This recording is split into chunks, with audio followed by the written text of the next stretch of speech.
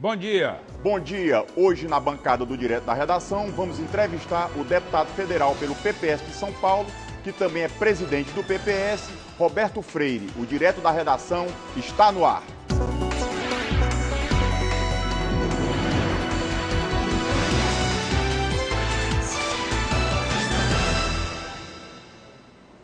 Bom dia, deputado. É um prazer tê-lo aqui na bancada do Direto da Redação, não é isso, filho? Uma honra para o nosso programa.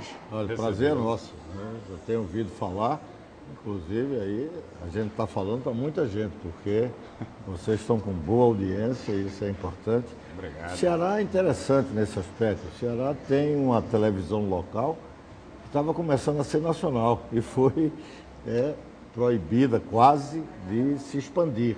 Infelizmente, você tem ainda uma regulamentação complicada na área da televisão. Mas, de qualquer forma, vocês são um exemplo da televisão local com presença e com protagonismo. Obrigado. A TV Cidade é a televisão que mais cresce, não é? No estado do Ceará, nossa cobertura é praticamente 100%, né, da cidade interior do Ceará. Olha. E a sua presença aqui na bancada do Direto da Redação nos orgulha e é um sinal de prestígio. Muito obrigado. Deputado, você veio de Fortaleza, qual é a sua agenda Olha, eu desse vim, final de semana? Eu vim ao Cariri, estivemos lá no Cariri, inclusive Juazeiro, Crato, onde o partido está presente, e melhor ainda, o partido com os meninos da Barbalha. Barbalha, né? Barbalha, com a possibilidade de ganharmos a eleição.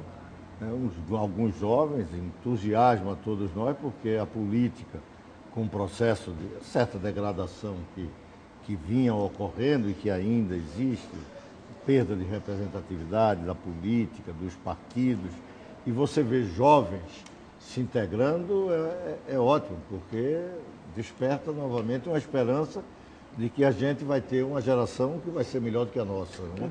O seu partido, diferentemente de alguns, tem ideologia própria? Olha, hoje no mundo a ideologia é uma coisa que sofreu um grande impacto e você não construiu uma nova ainda. Né? É difícil para nós. Nós estamos vivendo a crise. Uma crise mais geral no campo da política.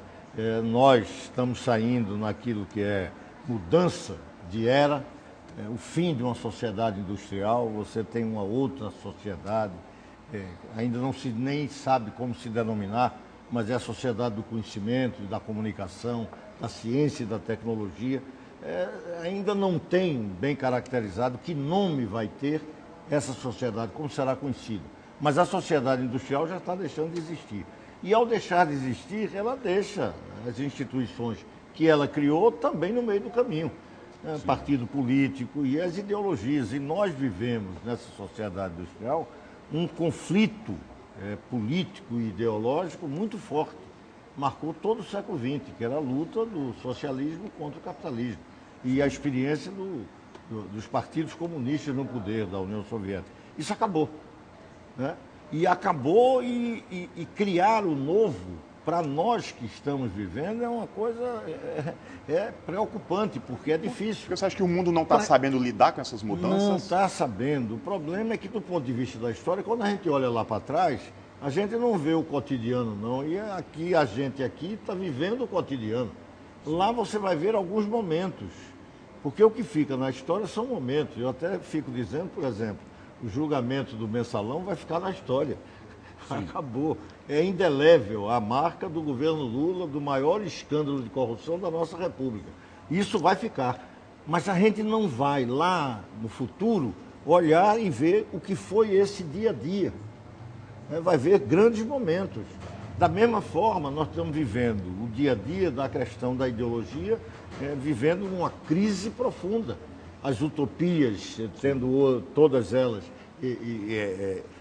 derrubadas, vão ser criadas outras, sem nenhuma dúvida. Foi o capitalismo que sepultou as ideologias? O próprio capitalismo mudou. O capitalismo, por exemplo, durante muito tempo, ainda você tem aqui resquício de um capitalismo familiar.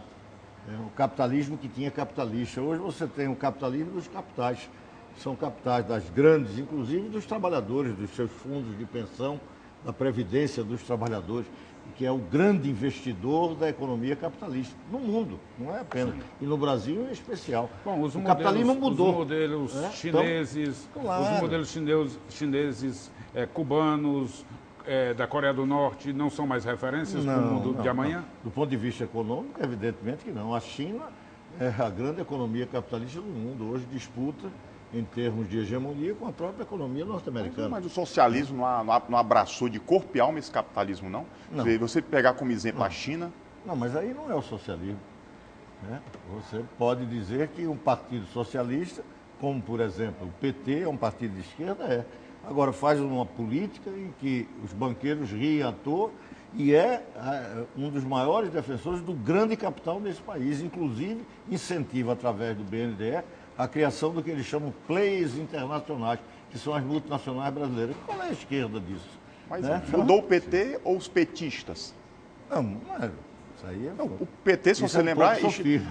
Mas você fala do PT, a história da ideologia, né? Mas Toda aí- aquela Não, pelo luta, menos aquela a questão caminhada... dos princípios. É, Quando o Lula foi eleito, já rasgou esses princípios, já Rasgou. assumiu os compromissos. Já. Já tinha sido feito todo o aquela compromisso. carta aos brasileiros, Isso, a carta aos era brasileiros. a aliança com o Zé Alencar, nitidamente, que era Zé Alencar. Eles achavam engraçado.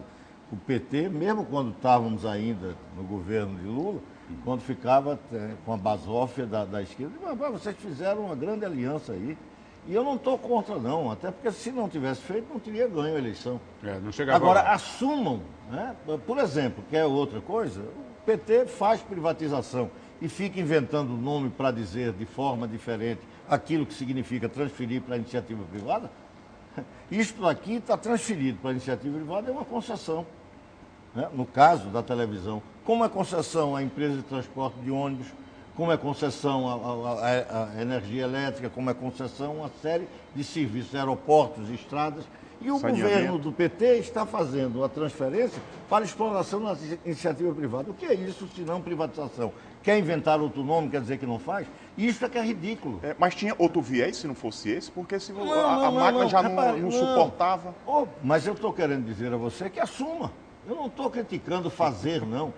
Eu estou criticando fazer e dizer que não está fazendo. O PPS defende a prática, mas não defende, defende a ideia, mas não defende a forma, a formalidade em que o PT adotou para disfarçar a privatização. Não, nós votamos a favor de algumas privatizações, votamos contra outra, nós analisamos caso a caso. Sim. E tem mais, isso não é nenhuma novidade para nós, e para mim em especial. Eu fui candidato pelo Partido Comunista Brasileiro a presidente da República, em 89. E as pessoas diziam, mas é um comunista diferente. Por quê? Porque eu discutia a questão de mercado, né? Porque estávamos já na época da perestroika, né? A crise tinha se instalado e Gorbachev tentava a reformulação. O revisionismo aí nesse momento foi... Era. E que bom que a gente começava a tirar o caráter pejorativo e até policialesco dos revisionistas. Não, do revisionismo como uma... Sim, de rever o passado e aprender com as práticas mas eu estou do querendo passado. dizer que para nós, durante muito tempo, ser revisionista era ser Atrasado. era um opróbrio para as pessoas. Né? Isso é um renegado, revisionista. Eram termos que se usavam, termos bem do partido, dos camaradas. E o que fez? Nós mudávamos aquilo, por quê? Por ser reformista, ser revisionista era fundamental. Por quê? Porque estava dando errado. Quando o Gorbachev tentou, eu estava lá no Congresso que houve a mudança, criaram a perestroika, quando ele fez aquilo é porque as coisas estavam mal. O Estado já Tanto não é verdade que suportava. estavam mal que já não deu mais tempo a mudança que ele tentou fazer. Que caiu. E ao cair e ser derrubado, derrubou tudo, caiu tudo. Sim. E caiu, depois você vendo... Essa queda foi um mal necessário, deputado? Não é questão de ser mal necessário, é a história. Até porque não foi queda provocada por ninguém. Foi provocada por um processo de avanço. Quer ver? Nesse momento em que, eu posso dizer, o socialismo real foi a primeira vítima da mudança que estava se fazendo no modo de produzir no mundo. Eu costumava dizer, naquele momento, precisa acabar com essa ideia de que é fundamental você produzir aço. Não é mais.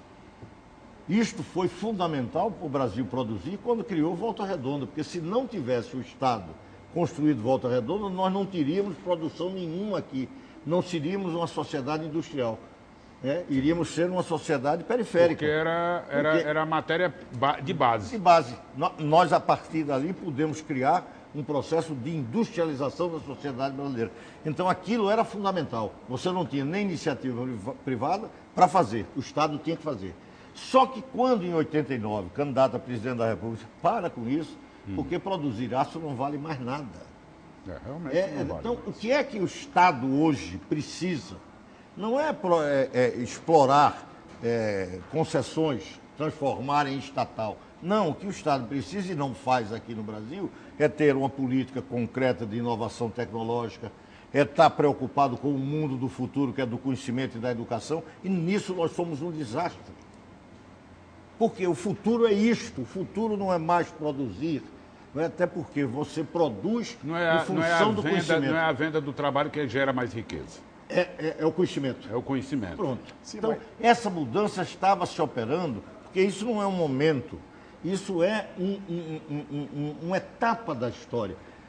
Esta mudança vinha se realizando e a primeira vítima concreta foi o socialismo real. E depois, foi a sociedade industrial, capitalismo industrial. Já estamos numa outra etapa, onde o fundamental não é quem tem os equipamentos, é quem produz os equipamentos.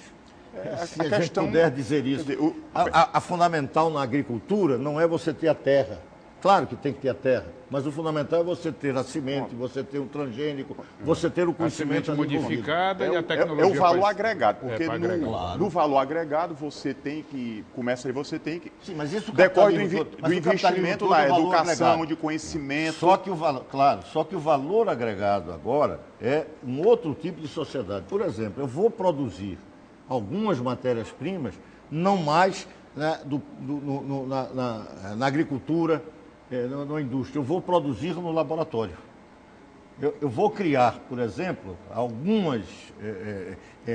alguns produtos transgênicos que vão me dar um produto que eu, antigamente, teria que fazer isso com um custo elevadíssimo, porque não tinha conhecimento ali envolvido. Então, essa mudança no modo de produzir, de organizar a sociedade, prescindindo de quê? Da força de trabalho. Sim. Porque começou a criar que a força fundamental no trabalho é o conhecimento, não é mais a mão de obra. Você substitui gradativamente a mão de obra com o conhecimento. Exatamente, pelo conhecimento, pela robotização, automação, todo um processo que mudam as relações sociais e, portanto, mudam as instituições. E daí o fim daquela experiência que nós representávamos. E nós fomos derrotados. Derrotado foi também o capitalismo familiar, o capitalismo industrial, todo um processo de mudança no mundo em que isto, aí vai trazer a tua pergunta, qual é a nova ideologia? Que novas utopias? Que nova agenda está acontecendo no mundo? Porque eu falava da classe operária na sociedade industrial. E essa futura sociedade, como é que ela vai se organizar, as suas contradições? Deputado, esse nosso primeiro bloco da sua entrevista terminou, e no bloco seguinte, eu queria falar um pouco de Brasil. O presidente Dilma aí leva no seu governo esse caráter mais técnico. Eu queria que você... Entre o técnico e o político. Eu não respondi a você o que é que eu vim fazer no Ceará, porque eu vim... No terceiro bloco. Fiquei só no Cariri, tá, okay? Mas eu volto para Fortaleza. Ok? É um minutinho só.